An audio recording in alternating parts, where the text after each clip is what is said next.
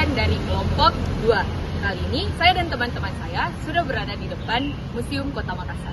Jadi, ayo kita masuk.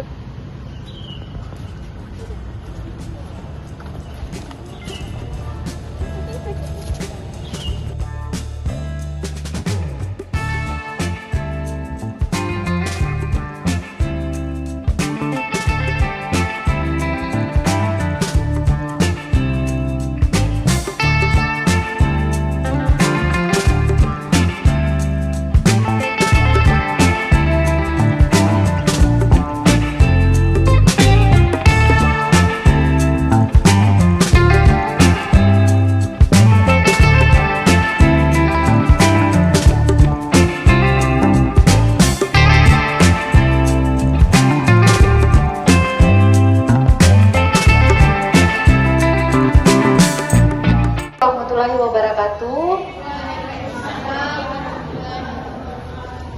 Selamat pagi, selamat datang di Museum Kota Makassar. Selamat datang adik-adik dari SMA Negeri 3 Makassar. Selamat datang ya di Museum Kota Makassar. Museum Kota Makassar ini museum yang menceritakan sejarah tentang Kota Makassar, mulai dari zaman prasejarahnya sampai zaman pemerintahannya sekarang.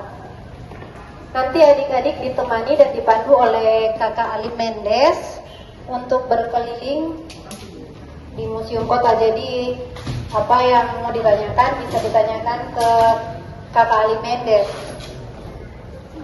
Tapi sebelum masuk, saya mungkin memberitahukan sedikit aturan-aturan yang berlaku di Museum Kota.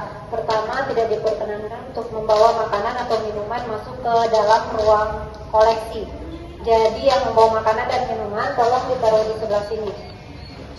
Sama tas ranselnya sekalian, karena jangan sampai nanti tasnya terkena sama kaca lemari koleksi.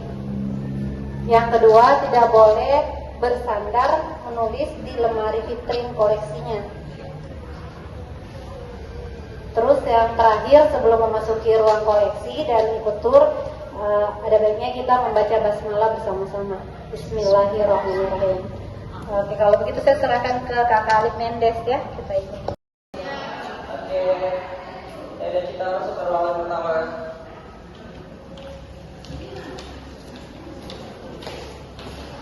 Nah, di sini ruangan awal yang dimana menceritakan tentang Makassar awal dari abad 14 sampai 17. Masa dari reruntuhan Benteng Sumbawa dan Kerajaan Talok.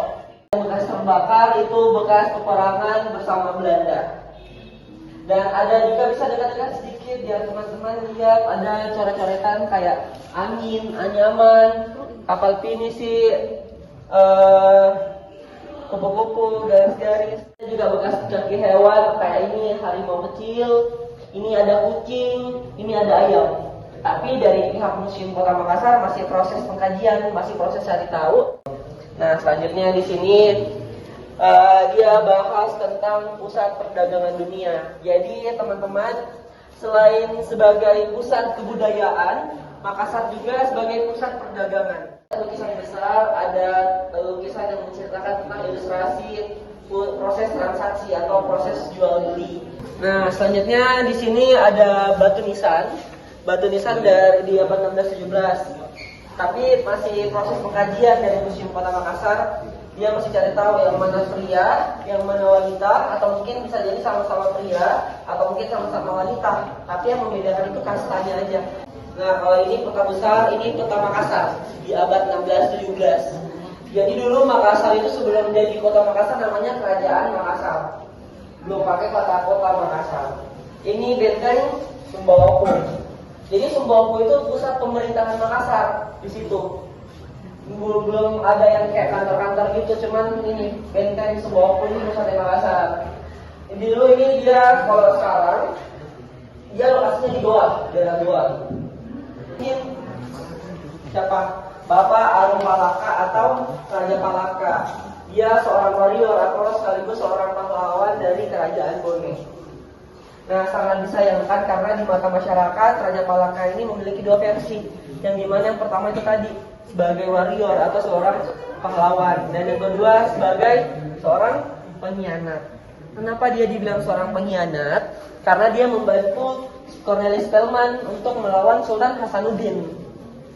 Nah, dia akhiri peperangan dengan cara membuat perjanjian perdamaian yang namanya Perjanjian Bongaya. Ini dia di tanggal 18 November 1667. Kenapa dibilang Perjanjian Bongaya? Karena dia ditandatangani di Barombong. Di Barombong itu ada desa yang namanya Desa Bongaya. Nah, disitulah Sultan Hasanuddin dan Cornelis Spelman menandatangani perjanjian perdamaian ini atau Perjanjian Bongaya. Yang di belakang teman-teman ini yang udah video keluar, ini Ratu Wilhelmina. Ini Ratu Belanda yang memimpin Belanda waktu mereka di Indonesia. Tapi sekedar informasi, Ratu Wilhelmina ini tidak pernah menjaga kaki di Indonesia. Selalu mereka planning, membuat rencana datang ke Indonesia, tapi tidak pernah terrealisasikan. Sampai orang Makassar itu mempersiapkan semua untuk Ratu Wilhelmina, sampai membuatkan gedung atau kayak hotel yang besar atau guest house di Sopeng. Yang sekarang bangunan itu dijadikan Museum Juliana. Nah, di sini ada wali kota. Setelah Belanda meninggalkan Indonesia di tahun 1942, dilanjutkan lagi sama Jepang di tahun 42 sampai 45. Jadi kita dijajah lagi nih sama Jepang di tahun 42 sampai 45. Ini wali kota pertama Mr. Buntaya Masaki 1942 sampai 45.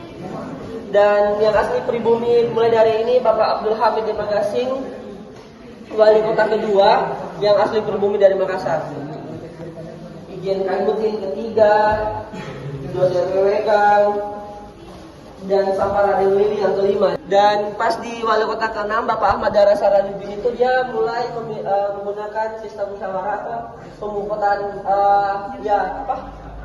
demokrasi yang dimana ambil pemungutan suara Makassar. Kayak gitu. Jadi Makassar ini memiliki ada 17 orang atau 17 wali kota yang pernah menjabat, tapi sometimes ada beberapa wali kota yang memiliki 2 periode, seperti Bapak Muhammad Ilham Arif Sirajuddin memiliki 2 periode yang sempat digantikan. Di sini dia bahas tentang masa negara Kesatuan Republik Indonesia. Jadi di sini kita sudah merdeka. Ini ada yang tahu mungkin ini Bapak siapa namanya? Ini The Handsome One. Dia ini kayak menurut saya dia sangat cakep banget, yang sangat gagah dan sangat kuat. Karena mungkin teman-teman tahu ini wali kota ke-10. Namanya Bapak Muhammad Dek Patopo. Kalau saya teman-teman tanya orang tuanya kalian, "Mak, Pak, siapa itu Bapak Patopo?" Pasti orang tuanya kalian bilang dulu tuh Bapak wali kota yang mendapat julukan sebagai Bapak Pembangunan. Kenapa dia dibilang sebagai Bapak Pembangunan? Karena dia wali kota pertama yang membuat Makassar itu jadi lebih maju.